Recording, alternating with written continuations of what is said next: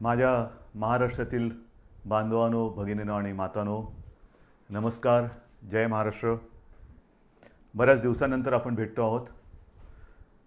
खूप इच्छा असतेच आपल्याला भेटायची, कारण आपल्याशिवाय किंबहुना आपल्या भेटीशिवाय अशी काही मजा गंमत येत नाही. परंतु गेले काही दिवस आपण सर्वच जण एका विचित्र परिस्थितीचा सामना करतो आहोत. पाहता पाहता मार्चपासून आजपर्यंत किती महिने झाले, म्हणजे हे जवळपास वर्षाचं निघून गेलेलं आहे. आपल्याशी बोलायला सुरुवात करण्यापूर्वी मी सर्वप्रथम आपल्या महाराष्ट्रातील तमाम नागरिकांना, सर्व धर्मियांना मनापासून धन्यवाद देतो आहे. कारण हा काळ जो आहे, हा मी सुरुवातीलाही आपल्याला बोललो होतो, सांगितलं होतं, सणासुदीचा आहे, पावसाळ्याचा आहे, सुगीचा म्हणजे शेतीचा हा सगळा काळ आहे. ह्या सगळ्या काळामध्ये गर्दी करणं टाळा, सभा समारंभ उत्सव हे टाळा. आणि मला एका गोष्टीचं समाधान आहे की आपण सर्वच, मग त्याच्यात कोणतीही धर्मीय मागे राहिले नाहीत. गणेशोत्सव अत्यंत साधेपणाने साजरा केला गेला. ज्या काही प्रथा परंपरा उत्सव, मग जैन धर्मीय त्याच्यात आले, मुस्लिम आले, पारसी आले, ख्रिश्चन्स आले, सगळ्यांनी आपापली एक सामाजिक जबाबदारी, त्याची जाणीव ठेवून या सर्व सणासुदीच्या दिवसामध्ये संयम पाळला. तुम्हाला खरंच धन्यवाद देतोय. हा संयम पाळत असताना गेले काही दिवस आपण पुनश्च हरिओम म्हणजे मिशन बिगिन अगेन या आपल्या कार्यक्रमामध्ये, कार्यक्रम म्हणजे पुन्हा आपली आयुष्याची गाडी, जीवनाची गाडी ही पूर्वपदावरती किंवा ट्रॅकवरती आणण्यासाठी प्रयत्न करतो आहोत. कार्यालयातील उपस्थिती वाढवत आहोत. इतर काही गोष्टी, मग त्याच्यामध्ये दुकानं असतील, मॉल्स असतील, हॉटेल्स असतील, ह्या सगळं इंडस्ट्रीज, उद्योगधंदे आहेत, यांच्यामध्ये आपण उपस्थितीला हळूहळू वाढीची परवानगी देतो आहोत. मधल्या काळामध्ये आपण जिल्हांतर्गत वाहतूकसुद्धा सुरू केलेली आहे. एकूणच पूर्णपणे आपण आपल्या आयुष्याची गाडी ही मार्गावरती आणण्याचा प्रयत्न करतो आहे. साहजिकच आहे, ह्या तीन गोष्टी एकत्र आलेल्या आहेत. एक तर आपलं आयुष्य पूर्वपदावरती आणणं, त्याच्यामध्ये सणासुदीचे दिवस, त्याच्यात पावसाळा, जी मला एक थोडी भीती होती आणि आहेच, ती समोर दिसते आहे. कोरोनाचं संकट गेलं तर नाहीच, पण ते वाढत चाललेलं आहे. वाढता वाढता वाढे अशी त्याची आजची परिस्थिती आहे. संपूर्ण जगामध्ये जणू काही दुसरी लाट येते की काय, किंवा आले की काय, अशी भीतीदायक चित्र आपल्यासमोर येत आहेत. मुंबईमध्ये सुद्धा गेले महिना 2 महिने आपण 1000च्या आसपास रुग्णसंख्या ही रोखून ठेवली होती, ती आता 2000वरती गेलेली आहे. पुण्यामध्ये वाढते, सांगली, सातारा, ग्रामीण भागामध्ये आता हातपाय पसरायला लागलेला आहे. राज्यांमध्ये इतर ठिकाणी सुद्धा, म्हणजे इतर राज्यांमध्ये सुद्धा याची वाढ होते आहे. ह्याच दरम्यान आपलं विधानसभेचं अधिवेशन सुद्धा पार पडलं. हे अधिवेशन आपल्याला 2 दिवसात सगळे कामकाज आपल्याला त्याच्यात संपवावं लागलं. मी विधानसभेच्या अधिवेशनामध्ये सुद्धा आणि आत्ता आपल्या साक्षीने सुद्धा सर्व पक्षांना धन्यवाद देतो आहे, कारण अधिवेशनसुद्धा यशस्वी होण्यासाठी सर्वांनी सहकार्य केलं. एकूणच काय की सगळेजण आपापली जबाबदारी ओळखून सामाजिक भान ठेवून वागत आहेत. काही जणांना असं वाटत असेल कदाचित की आता कोरोना संपलाय, पुनश्च हरिओम म्हणजे आपलं राजकारण पुन्हा सुरू करावं. केलंही असेल, करायला काही हरकत नाही.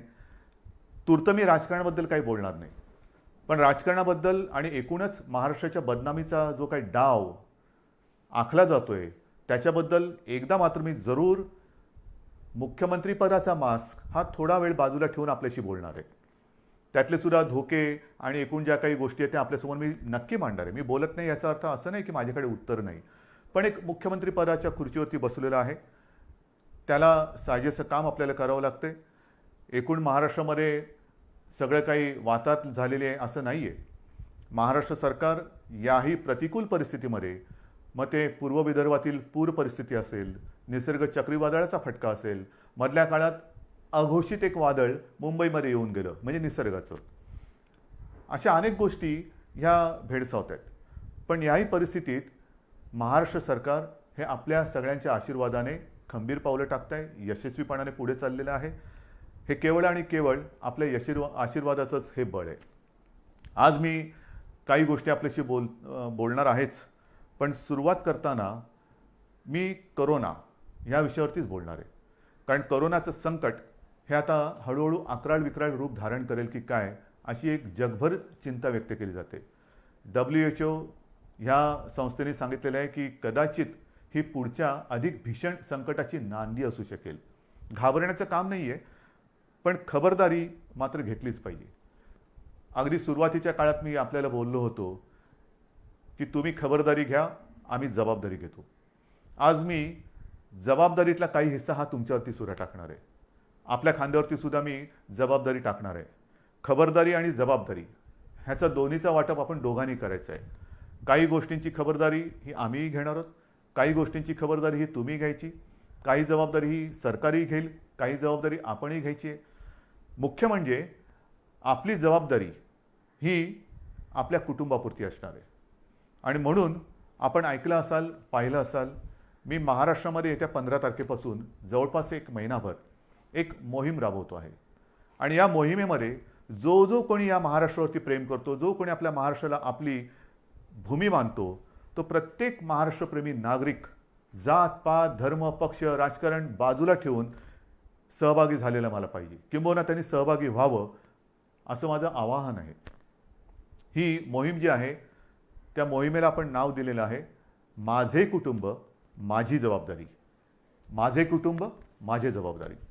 हे महाराष्ट्र माझं कुटुंब आहे आणि महाराष्ट्राला सुरक्षित ठेवणं ही माझी जबाबदारी आहे. आता ही जबाबदारी ही महाराष्ट्रातील, मी जसं म्हटलं की प्रत्येक महाराष्ट्रप्रेमीची जबाबदारी आहे. माझे कुटुंब माझी जबाबदारी म्हणजे काय? जसं आपण इतर वेळेला बघतो जुडो कराटेचे क्लासेस, आपली मुलं किंवा मुली हे त्याच्यामध्ये जातात, जुडो कराटे शिकतात. का शिकतात? Self defence. मग ते हे ते चालूच असतं त्यांचं. आणि मग त्याच्यात जो प्रावीण्य मिळवतो, निपुणता मिळवतो, त्याला ब्लॅक बेल्ट लागतो. आणि मग आपण म्हणतो अरे माझा मुलगा ब्लॅक बेल्ट आहे, मग माझी मुलगी ब्लॅक बेल्ट आहे. आता हा ब्लॅक बेल्ट सेल्फ डिफेन्सच्या या मोहिमेमध्ये तोंडावरती लावायचा आहे मास्क. जो मास्क सार्वजनिक ठिकाणी लावून फिरेल तो मास्क म्हणजे आपला ब्लॅक बेल्ट आहे. आपलं सेल्फ डिफेन्सचं ते एक आपलं आयुध आहे. स्वतः सुरक्षित राहणं. आजपर्यंत लस कधी येणार, औषध कधी येणार, चर्चा चरवणं खूप ऐकतोय. मधल्या काळामध्ये लस उत्पादक एका कंपनीला थोडंसं थांबावं लागलं, पॉज बटन दाबावं लागलं, पुन्हा त्यांचा प्रयोग सुरू झालेले आहेत. ठीक आहे, साधारणतः डिसेंबर जानेवारीमध्ये ही लस आपल्या हातात येईल अशी एक आशा आहे आणि आपली प्रार्थना आहे. पण तोपर्यंत हे आता जागतिक सत्य आहे की सदा सर्वदा योग तुझा घडावा नाही. म्हणजे बाहेर फिरताना गर्दीच्या ठिकाणी सदा सर्वदा मास्क लावावा. कधीही मास्क काढून गर्दीच्या ठिकाणी फिरू नका. चार चौघामध्ये मास्क लावल्याशिवाय जायचं नाही, गर्दी करायची नाही. म्हणजे पहिली गोष्ट, एकतर आवश्यक नसेल तर घराबाहेर पडू नका. आणि आवश्यकता असेल, कारण आवश्यकता तर असतंच, रोजीरोटी कमवायची म्हणजे घराबाहेर पडणं आलंच. मग ते पडताना जिथे जिथे गर्दी होईल तिथे तोंडावरती मास्क लावायचा, एकमेकापासून अंतर ठेवायचं. त्याचबरोबरीने हात सतत धुत राहणं. हे काही नवीन नाही आहे. ही पहिल्या दिवशीची जी काही तुम्हाला मी खबरदारी घेण्याची एक गोष्ट सांगितली तीच त्रिसूत्री. ही त्रिसूत्री हीच ह्या विषाणूपासून लांब राहण्याचं एक आयुध आहे. ह्याच्या पलीकडे अजूनही तसं काही आलं आहे. औषधं येत आहेत, उपचार होत आहेत, आपण सुविधा वाढवतो आहोत, रुग्णशय्या वाढवतो आहोत, जम्बो हॉस्पिटल्स वाढवतो आहोत. ऑक्सिजनची थोडीशी एक कमतरता जाणवते, कारण आपले उद्योगधंदे सुरू झाले, त्यांनासुद्धा ऑक्सिजन लागत आहेत. पण आपण आता ऑक्सिजन ही आपल्या आरोग्य खात्याची प्राथमिकता ठरवलेली आहे. त्याच्यामध्ये 80% ऑक्सिजन हा प्रथम आरोग्यासाठी वापरला जाईल आणि मग आपण उद्योगासाठी देऊ. तर ह्या सगळ्या गोष्टी करतोय. डॉक्टरांचे टास्क फोर्स नेमतोय, कोरोना दक्षता समित्या नेमतो आहेत. परंतु ही जी मोहीम माझे कुटुंब माझी जबाबदारी आपण सुरू करतो आहोत, त्याच्यामध्ये एक दोन गोष्टी महत्त्वाच्या आहेत. एक म्हणजे प्रशासनाकडून माझ्या सूचना अशा आहेत आणि अपेक्षा माझी अशी आहे की अवघड जरी वाटत असलं तरी अशक्य काहीच नसतं. अवघड म्हणजे काय की महाराष्ट्राची लोकसंख्या ही जवळपास 12 कोटी आहे. ह्या 12 कोटी जनतेची आरोग्य तपासणी ही अशक्यप्राय आणि अवघड आहे. 12 कोटी कुटुंब म्हटल्यानंतर किती घरं आली, कुठे कुठे आली, घनदाट लोकवस्ती कुठे आहे, तुरळक लोकवस्ती कुठे आहे. आपला प्रयत्न असा असणार आहे की ह्या महाराष्ट्रातील प्रत्येक घरामध्ये पुढच्या महिनाभरामध्ये किमान 2 वेळा तरी आरोग्याची चौकशी करायला आपली टीम जाईल. त्याच्यामध्ये मला आमदार, खासदार, जिल्हा परिषद सदस्य, सरपंच, नगरसेवक सगळ्यांनाच मी सांगतोय की प्रत्येक जणांनी आपापल्या वॉर्डाची जबाबदारी घ्यावी. आपापल्या वॉर्डामध्ये म्हणजे छोट्या छोट्या विभागात जर का आपण जबाबदारी घेतली तर संपूर्ण महाराष्ट्र हा आपण याच्यामध्ये सहज व्यापून टाकू शकतो. कारण प्रत्येक मतदारसंघाला त्याचा लोकप्रतिनिधी आहे. त्या लोकप्रतिनिधींनी जर का जबाबदारी घेतली की माझ्या विभागाची जबाबदारी मी घेतो, काय टीम नेमायचे, ह्याच्यामध्ये शासनाचे आरोग्य विभागाचे असतील, महसूल यंत्रणेचे असतील, इतर आरोग्य कर्मचारी असतील, सोबत जर का आपल्या पक्षाचे असतील, असू द्या. आरोग्य तपासणी करायची. आरोग्य तपासणी म्हणजे चौकशी करायची. चौकशी म्हणजे कसं आहे की घराघरात जायचं, साधारणतः विचारपूस करायची की आपल्याकडे 50-55च्या वयापेक्षा कोण आहे, अधिक वयाचे कोण आहेत, त्यांचं ऑक्सिजन लेवल काय आहे, त्यांना इतर काही व्याधी आहेत का, काही लक्षणं आहेत का. जर काही व्याधी किंवा लक्षणं असतील तर ती आपल्या शासनाच्या यंत्रणेला लक्षात आणून द्यायचं. मग त्यानुसार पुढील उपचार काय करायचे, कुठे करायचे, ह्याचं मार्गदर्शन आपली मग शासकीय टीम त्यांना करेल. एकूणच काय की आपण मुंबईमध्ये जी यंत्रणा लावलेली आहे, मोहीम राबवतो आहोत, चेस द व्हायरस. म्हणजे व्हायरस पोचायच्या आधी आपण आपल्या नागरिकाकडे, माता भगिनी बांधवांकडे जायचं आणि त्यांना या व्हायरसपासून वाचवायचं. त्यांच्यामध्ये जर का रोगप्रतिकारक शक्ती कमी असेल, इतर काही व्याधी विकार असतील तर त्याच्यावरती इलाज करणं, ऑक्सिजन वाढवणं, ह्या सगळ्या गोष्टी करणं हे माझे कुटुंब माझी जबाबदारी, ही एक बाब झाली. बाहेर फिरताना सुद्धा जे मी आपल्याला सांगितलं, बाहेर जो कुटुंबातला बाहेर जाऊन येईल त्यांनी, मी तर तुम्हाला काही गोष्टी सांगणारच आहे, मी मुद्दामून कागदावरती घेतलेल्या आहेत. आणि काही गोष्टी ह्या अगदी लहानपणी आपल्याला सांगितल्या गेलेल्या आहेत. मला सुद्धा आठवतं आहे, माझी माँ आम्ही बाहेरून खेळून आल्यानंतर आम्हाला मुलांना सांगायची, अरे खेळून आलास, चल हातपाय धू, कपडे बदल. आणि मग आमच्या प्रार्थना असायची, परवच्या असायची. हे लहानपणीचे संस्कार.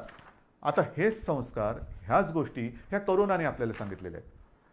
बाहेर जाताना, बाहेर पडल्यानंतर सार्वजनिक ठिकाणी मास्क घालणे, बाहेरून गर्दीच्या ठिकाणावरून आल्याबरोबर आपल्यापासून माझं कुटुंब, ती माझी जबाबदारी आहे. मग समजा मला माझ्याकडनं कुठून त्यांना प्रादुर्भाव झाला, संसर्ग झाला, तर कुटुंब धोक्यात येऊ शकतं. आणि म्हणून मी बाहेरून आल्यानंतर पहिले जोडे बाहेर काढा.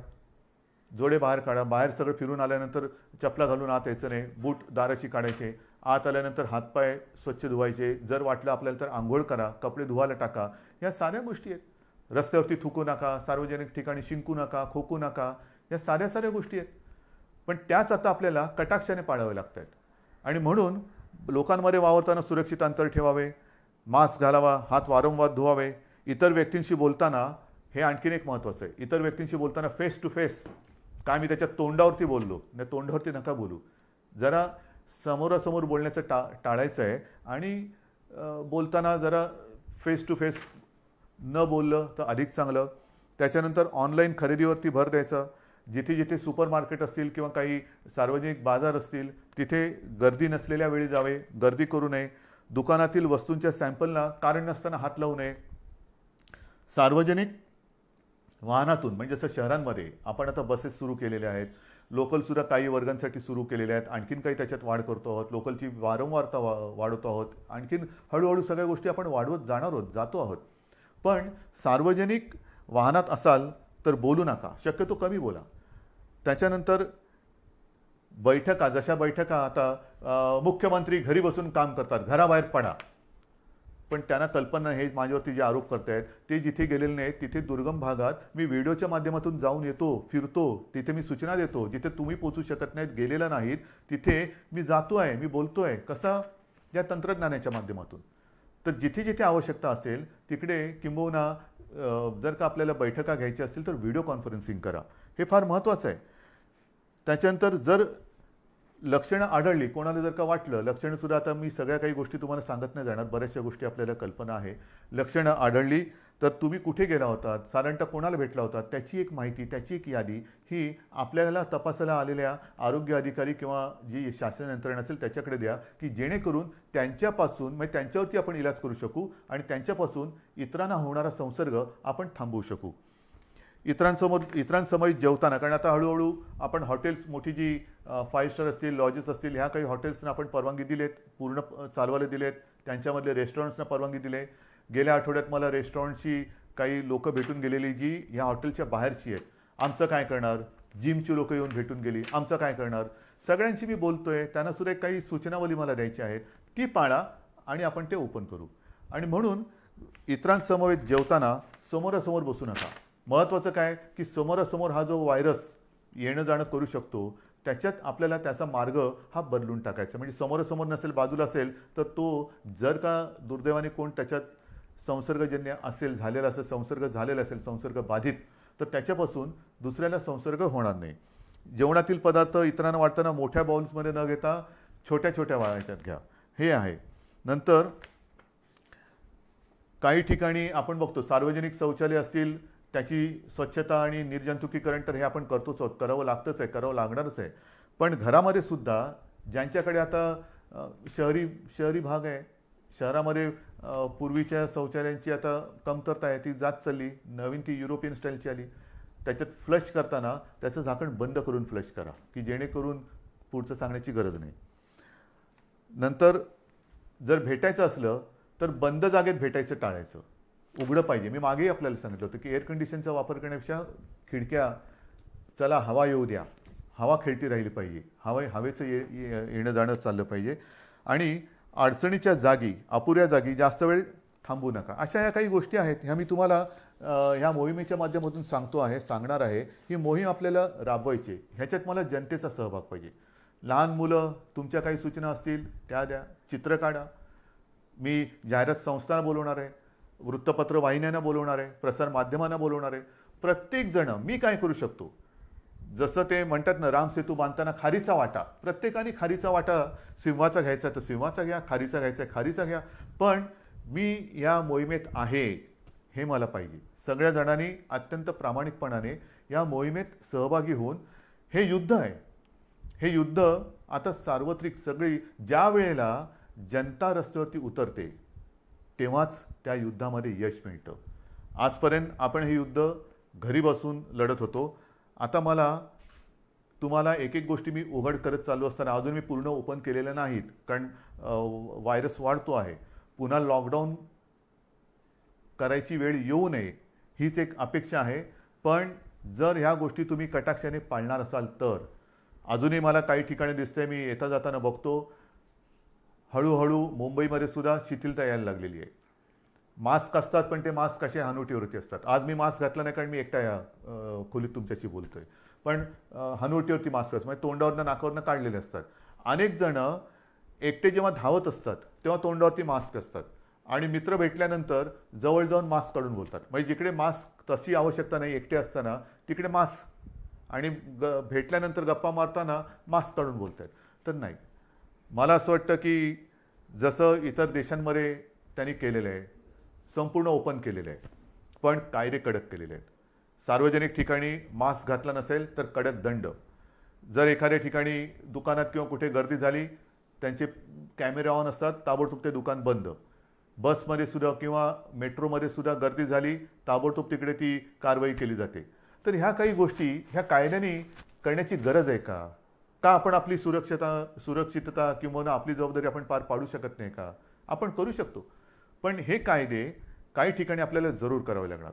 जर का मास्क घातला नाही, दंड करावा लागणार. गर्दी झाली, पुढची थोडीशी कारवाई करावी लागणार. तर अंगवळणी या गोष्टी पडेपर्यंत थोडंफार आपल्याला या गोष्टी समजून घ्याव्या लागतील. शिथिलता आपल्या वागण्यात येता कामा नये. आयुष्यामध्ये हे संकट हे कदाचित जगावरचं पहिलं महाभयानक संकट असेल, आणि त्याचा सामना आपण करतोय, आपली पिढी त्याचा सामना करते आहे. आणि हे संकट हे शेवटचं असेलच असं नाही, कदाचित पुढे अशी संकटे येऊ शकतील, आणि एकूणच ह्या संकटातून बाहेर पडताना पुढच्या संकटाचा सामना कसा करावा ते ह्या संकटातून आपण शिकू शकतो. हे झालं या कोरोनाच्या बाबतीमध्ये. पण गेल्या काही दिवसामध्ये ज्या काही गोष्टी आपण सरकार म्हणून केलेल्या आहेत, वादळं मागून वादळं, मग ती निसर्गाची वादळं असतील, राजकीय वादळ तर ठीक आहे, त्याचा सामना तर मी करेन तुमच्या सगळ्यांच्या सोबतीने. परंतु खास करून मला एका गोष्टीचं समाधान वाटते की याही कठीण परिस्थितीत आपण जे वचन शेतकऱ्याने दिलं होतं की तुमचं यांचं कर्ज पीक कर्ज हे 2 लाखापर्यंत आहे, त्या महाराष्ट्रातील सर्व शेतकऱ्यांना आपण कर्जमुक्त करणार. जवळपास 29.5 लाख शेतकऱ्यांना आपण कर्जमुक्त केलेलं आहे. एक अभिमान आहे, नक्कीच अभिमान आहे की पहिलं अधिवेशन जे आपलं झालं होतं नागपूरचं, त्या अधिवेशनात आपण जाहीर केलं होतं आणि त्याप्रमाणे जाहीर केल्याप्रमाणे आपण जवळपास 29.5 लाख शेतकऱ्यांना कर्जमुक्त केलेलं आहे. यावर्षी विक्रमी कापूस खरेदी केलेली आहे. जिथे जिथे जे काही नुकसान झालेलं आहे, आणखीन काय झालेलं असेल, तिथे तिथे सरकार म्हणून आपली जबाबदारी आपण पार पाडतो आहोत. एकूणच सरकार शेतकऱ्यांच्या आणि महाराष्ट्रातील नागरिकांच्या सोबत त्यांच्या पाठी खंबीरपणाने उभं आहे. आणखीन एक विशेष गोष्ट म्हणजे जवळपास पुढचं वर्ष आपल्या महाराष्ट्रातील जे कुपोषित बालकं आहेत, आदिवासी बालकं आहेत, अशा जवळपास 6.5 लाख बालकांना आपण वर्षभर मोफत दूध भुकटे देतो आहोत. त्याचबरोबरीने जवळपास 1.25 लाख अशा माता भगिनी आहेत ज्या गरोदर आहेत किंबहुना काही स्तनदा माता आहेत, त्यांच्या आरोग्यासाठी सुद्धा आपण ही दूध भुकटी मोफत देत आहोत. या गोष्टी करतोत आपण. गेली काही वर्ष आदिवासींसाठी, आदिवासी माता भगिनी बांधव आहेत, त्यांच्याकडे बऱ्याचदा कोणाचंच लक्ष नसतं, पण त्यांच्यासाठी खावटी अनुदान योजना जी होती, जी गेली काही वर्ष बंद झाली होती, ती सुद्धा आपण चालू केलेली आहे. शिवभोजन आपण 10 रुपयामध्ये थाळी देत होतो, ती या काळात 5 रुपयात केलेली आहे. जवळपास 2.25 कोटी, जवळपास 2.25 कोटी थाळ्यांचं वितरण या कोरोनाच्या काळात झालेलं आहे आणि हे सतत चालू आहे. बेड्स वाढवत आहोत. म्हणजे मी विधानसभेत माहिती दिली होती की जेव्हा कोरोनाचा पहिला रुग्ण आपल्या राज्यात सापडला तेव्हा संपूर्ण राज्यात साधारणतः सगळे मिळून 7,500 रुग्णशय्या होत्या. 7,500, 7,700 आणि काहीतरी. आजच्या घडीला आपल्या राज्यात सर्व बेड्स जर का धरले, त्याच्यात नेहमीचे beds, oxygen beds, ICU, ventilators, तर किमान 3,60,000 बेड्स आपण ह्या गेल्या 4-5 महिन्यात वाढवलेले आहेत. ICU बेड्स वाढवलेले आहेत, डायलिसिसचे बेड्स वाढवलेले आहेत. म्हणजे असं काही नाही की लॉकडाऊन करून आपण गप्प बसलो. लॉकडाऊनमध्ये संसर्गाची साखळी तोडणं, पण त्याचबरोबरीने आपण आरोग्यविषयक सुविधा तयार करणं, हे काम आपण करतो आहोत आणि आज देखील ह्याच्यात खंड नाही पडलेला. जिथे जिथे आवश्यकता असेल तिथे तिथे आपण ह्या बेडची संख्या वाढवतो आहोत. इतर ऑक्सिजन जसं मी म्हटलं तसं थोडे दिवस थोडीशी आपल्याला एक उणीव भासते आहे, चणचण भासते आहे, कारण ऑक्सिजन जरी उपलब्ध असला तरी त्याच्यासाठी कंटेनर उपलब्ध होत नाहीत. तर ह्या सगळ्या गोष्टी जुळवाजुळव करून आपण यातनं मार्ग काढतो आहोत. औषधांमध्ये सुद्धा कुठेही आपण पुरवठा करण्यामध्ये कमी पडत नाहीत. सगळ्या गोष्टी करतो आहोत. किती गोष्टी तुम्हाला सांगायच्या. माझ्याकडे इकडे कागदाची चवडच आहे. ह्या सगळी चवड जर का वाचत बसलो तर संध्याकाळ काय रात्रसुद्धा झाली तरी आपण बोलतच बसू.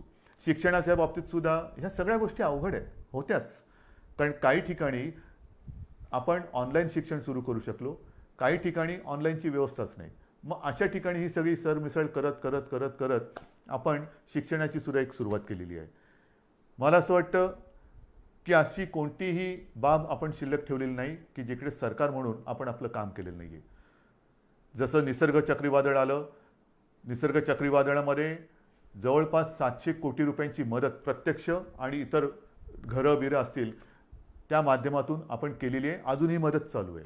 नुकतीच तिकडे केंद्राचं पथक येऊन गेलं, संपूर्ण पाहणी केली आणि केंद्रीय पथकसुद्धा समाधान व्यक्त करून गेलं. हे आता केंद्राचं पथक हे म्हणजे कदाचित माणसं बदलली असतील, पण केंद्राचं पथक आता पूर्व विदर्भात जिथे 15 दिवसापूर्वी भीषण पूर आला होता तिथली पाहणी करते. त्या पूर्व विदर्भात सुद्धा आपण तातडीने तत्काळ मदत म्हणून जवळपास 18 कोटी रुपये पाठवून दिलेले आहेत. पण एक मी माझ्या पूर्व विदर्भातील पूरग्रस्त माता भगिनींना आणि बांधवांना सांगतो की तुम्ही काळजी करू नका. ज्याप्रमाणे आपण कोल्हापूर आणि सांगली इथल्या पुरामध्ये जशी गेल्या वर्षी त्याच्या 1-1.5 वर्षात जो पूर आला होता तिथल्या जनतेला मदत केली, तशीच संपूर्णपणे मदत ही महाराष्ट्र सरकार, तुमचं सरकार तुम्हाला केल्याशिवाय राहणार नाही. हे करतो आपण. या सगळ्या गोष्टी कुठेही उणीव न ठेवता आपण पार पाडतो आहोत. अनेक संकट जरी आली तरी सरकार काय गप्प नाही बसलेलं. शेतकऱ्याच्या पाठी ते उभा आहे. याचं कारण का? कारण शेतकरी हा वर्क फ्रॉम होम नाही करू शकत. आपण सगळेजण ऑफिसमध्ये येणारे जाणारे लोक वर्क फ्रॉम होम करतो, पण उद्या शेतकऱ्याने ठरवलं वर्क फ्रॉम होम म्हणजे काय करणार? तर शेतकरी जो आहे त्याच्यासाठी सुद्धा आपण एक नवीन योजना ही आणलेली आहे. जसं मी आता ही मोहीम एक वेगळी तुम्हाला सांगितली करोनाच्या बाबतीत, तसंच शेतकऱ्याच्या बाबतीमध्ये. कारण मी काय बघतोय गेले अनेक वर्ष, शेतकरी बिचारा अंधारात उडी मारतो. त्याला कल्पना नाही आहे की उद्या निसर्ग राजा त्याला साथ देईल का प्रकोप दाखवेल, रुसेल का हसेल, त्याला काहीच सांगता येत नाही. तरी देखील तो त्याच्या परीने त्याचं जे काय असतं, घरदार असेल, जमीन असेल, वेळप्रसंगी पत्नीचे दागिने असतील, मग त्याच्या कुटुंबातला त्याचा, मी थांबलो का कारण अनेकांना आश्चर्य वाटेल, कुटुंबातील त्याचा बैल, हो त्याचा तो कुटुंबी असतो, तो सुद्धा त्याला गहाण टाकावा लागतो. आणि सगळं गहाण टाकून म्हणजे आयुष्यच गहाण टाकतो. आणि त्या आपल्या मातीमध्ये सोयाबीन पिकवेल, तूर पिकवेल, कधी कापूस पिकवेल, हे आपल्या विभागवारही अशी रचना झालेली आहे. आणि मग आपल्याला अनुभवास काय येतं, जर निसर्गाने साथ दिली, पीक तरारून आलं, तर त्याला जास्त झालं म्हणून भाव मिळत नाही. निसर्ग रुसला, पावसाने झोडलं, गारपीट झाली, तर उभं पीक म्हणजे सोनं त्याच्या डोळ्या देखत मातीमोल होतं, म्हणजे तरी त्याची पंचायत झाली. डोक्यावरती कर्जाचं ओझं हे वाढता वाढता वाढतच चालतं. त्या डोंगरातून तो कधी, डोंगराखालून तो कधी बाहेरच येत नाही. आणि म्हणून आपण शेतकऱ्यांसाठी जे पिकेल तेच विकेल, जे विकेल ते पिकेल. आतापर्यंत जे पिकेल ते विकेल असं होतं, पिकणार ते विकणार काय. आता मी उलटं केलं, जे विकेल तेच पिकेल. म्हणजे काय की साधारण कृषी खातं जे आपलं आहे ते एकूण जगभर बघेल, राज्यात बघेल, देशात बघेल की यावर्षी कोणत्या पिकाला बाजारपेठ आहे, कोणतं पीक कुठे विकलं जाईल, कापूससुद्धा किती विकला जाईल, कोणत्या दर्जाचा विकला जाईल, सोयाबीन असेल, तूर असेल, तांदूळ असेल, मका असेल, कोणत्या प्रतीचा, कोणत्या दर्जाचा मका पाहिजे, तूर पाहिजे, सोयाबीन पाहिजे. आणि तसंच बी बियाणं हे शेतकऱ्याला दिलं जाईल. म्हणजे महाराष्ट्राची ओळख एक दर्जेदार पीक देणारा महाराष्ट्र अशी आपल्याला करायची. जे विकणार असेल तेच आम्ही पिकू आणि आम्ही जे पिकू ते विकणार आहोत.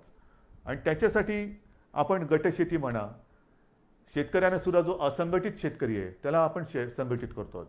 त्यांच्या काही सूचना आपण घेतो आहोत. गेल्या आठवड्यामध्येच हा मी कार्यक्रम केला. सगळ्या शेतकरी दादांना ह्या कार्यक्रमाची कल्पना दिली की आता तुम्ही अंधारात उडी नका मारू, आपण सरकार तुमच्या सोबत आहे. एखादं पीक आल्यानंतर हमी भाव, हमी भाव, हमी भाव. आता हमी भाव नाही, आता हमखास भाव.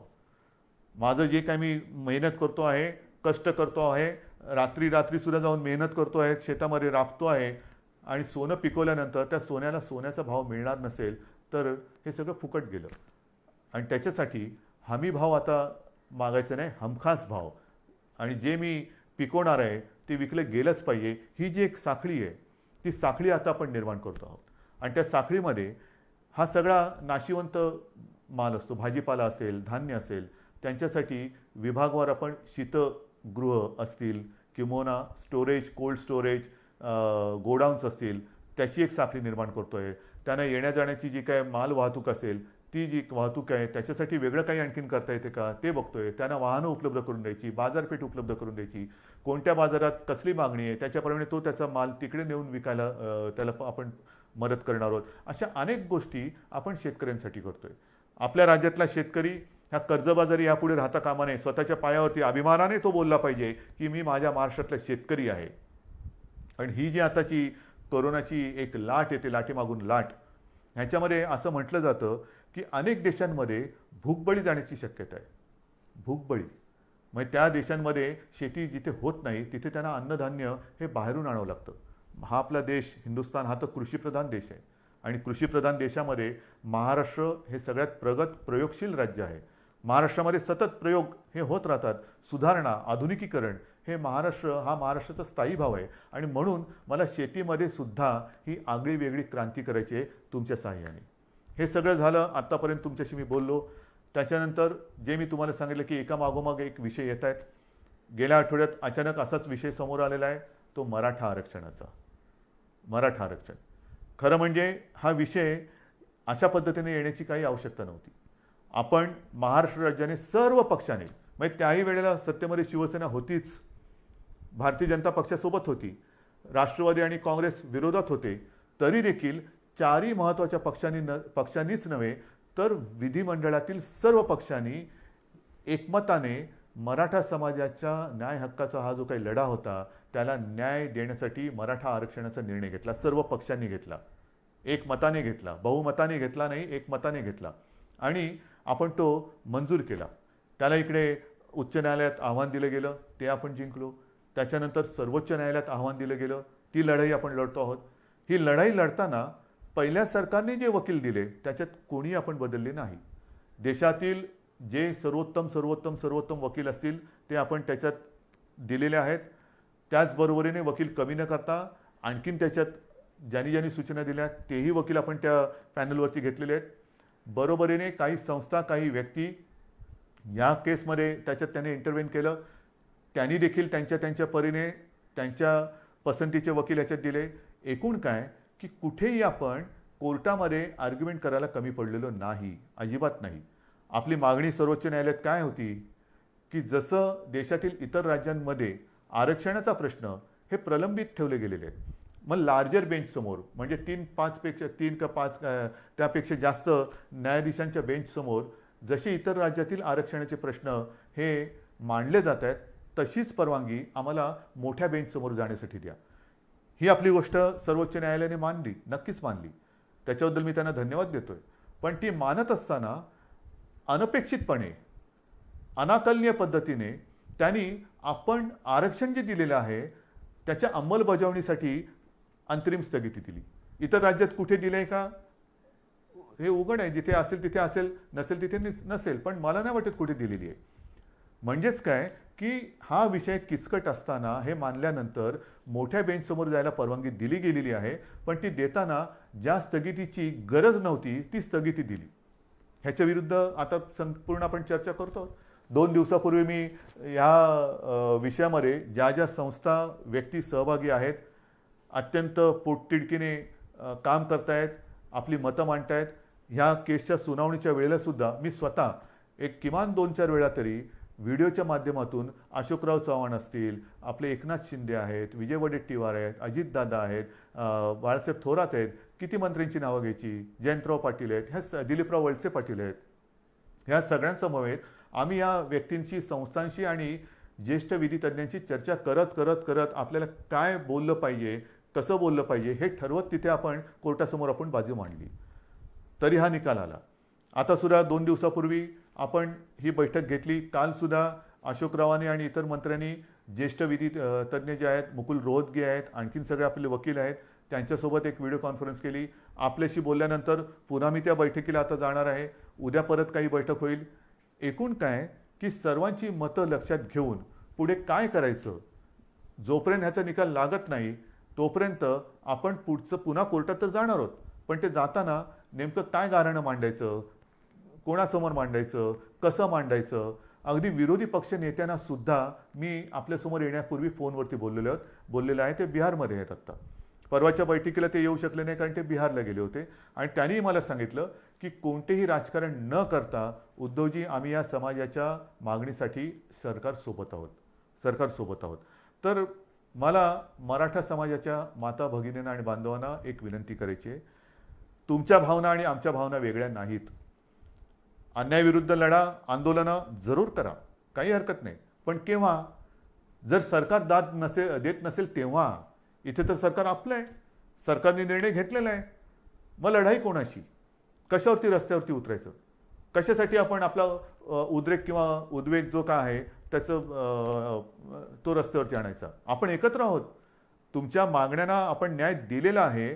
त्याला आव्हान दिलं गेल्यानंतरही राज्य सरकार ही तुमची बाजू हिरारीने, जिद्दीने, चिकाटीने, चिवटपणाने आणि वेळप्रसंगी आक्रमकपणे ही न्यायालयासमोर मांडते आहे. सरकार तुमच्यासाठी भांडत आहे. तुमच्या सगळ्यांच्या सूचना त्यांचा गांभीर्याने विचार करून आम्ही मार्ग काढतो आहोत. आता मी काय काय काढू शकतो त्याच्यावरती मी बोलत नाही, कारण पुन्हा मी काय बोललो तर या केसवरती त्याचा दुष्परिणाम होऊ नये. पण सगळ्या सूचना आम्ही घेतलेल्या आहेत, अजूनही घेतो आहोत आणि त्याचा सारासार विचार केल्यानंतर कायदेशीररित्या आपल्याला पहिला एक दिलासादायक मार्ग काय घेता येईल तो सुद्धा आम्ही विचार करतो आहे. आणि तो केल्यानंतर पुन्हा कोर्टात तर जातोच आहोत, कारण मोठ्या बेंचसमोर तर जायचंच आहे आपल्याला. हा निकाल तर आपल्या बाजूनी लागावा याच्यासाठी आपल्याला कायदेशीर लढाई करायची आहेच. ती करण्यात कुठे तसूभर सुद्धा हे सरकार मागे राहणार नाही, हे वचन मी परवाच दिलेलं आहे. आजही पुन्हा ते मी देतो आहे. आणि म्हणून मी आपल्याला विनंती करतोय की सरकार आपल्यासोबत आहे. सरकारने निर्णय घेतलेला आहे. हा निर्णय घेतल्यानंतर एकतर हे कोरोनाचं संकट आहे, त्याच्यात अधिक आंदोलनं मोर्चे कृपा करून काढू नका. ज्याची खरंच आवश्यकता नाही ती एवढ्यासाठी की संपूर्णपणे अगदी शब्दशः सरकार हे तुमच्या भावनेशी सहमत आहे. तुम्हाला न्याय मिळवून देणं हे आमचं कर्तव्य आहे. आम्ही वचनबद्ध आहोत आणि म्हणून या परिस्थितीमध्ये आपण एकजुटीने आजपर्यंत जे काही वाटचाल करत आलेलो आहोत त्या एकजुटीला तडा जाईल असं कृपा करून करू नका. कोणी गैरसमज पसरू नका, कारण याच्यात गैरसमज पसरवण्यासारखं काही नाही. जे काय आहे ते सगळं समोर आहे. आपण सगळे एकत्र आहोत. एकजुटीने हा न्याय मिळवून घेतल्याशिवाय थांबायचं नाही हा निर्धार करून आपण पुढे जात आहोत. म्हणून महाराष्ट्रातील तमाम जनतेला मी पुन्हा एकदा विनंती करतो आहे की हे कोरोनाचं संकट, या संकटामध्ये आता जबाबदारीचा सुद्धा एक हिस्सा हा आपल्याला घ्यावा लागणार आहे. गावोगावी ज्या वेळेला ही पथकं येतील तेव्हा आपण स्वतःहून त्याला सहकार्य करा. कोणी घाबरण्याचं कारण नाही. कोरोना जरी औषध नसलं तरी वेळेमध्ये जर का लक्षात आला तर अनेक जण हे बरे होऊन सुखरूप घरी गेलेले आहेत, जात आहेत. रोजचा आकडा हा पुरेसा बोलका आहे. पण हे संकट वाढतंय हे सुद्धा तितकंच खरं. या संकटाचा सामना करण्यासाठी ज्या सूचना आजपर्यंत सरकार म्हणून आम्ही आपल्याला करत आलो त्या सूचनांचं जसं पालन केलं तसंच याही पुढे तुम्ही कराल आणि ह्या युद्धात आपण निर्णायक विजय मिळवू हा आत्मविश्वास व्यक्त करून तूर्त मी आपली रजा घेतो. जय हिंद, जय महाराष्ट्र.